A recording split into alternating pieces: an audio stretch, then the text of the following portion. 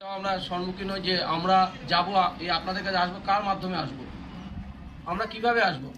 আমরা তো কলকাতায় থাকি, শহরে থাকি, আমরা জানি বাড়ি থেকে অফিস যেতে হয়, অফিস থেকে বাড়ি আসতে হয়, কলকাতার 4টে রাস্তায় কোথায় যেতে হয় না যেতে হয় সেটা জানি, কিন্তু আমরা তো জানি না যে গ্রামে কোথায় গেলে পরে কার সঙ্গে যোগাযোগ করলে আমরা আপনাদের কাছে পৌঁছতে পারবো। তখন আমরা এই রাইজিং স্পার্ক ফাউন্ডেশনের সঙ্গে যোগাযোগ করি, ওনাদের অফিসে যোগাযোগ করে ওনাদের মাধ্যমে আমরা আপনাদের কাছে আসতে পেরেছি।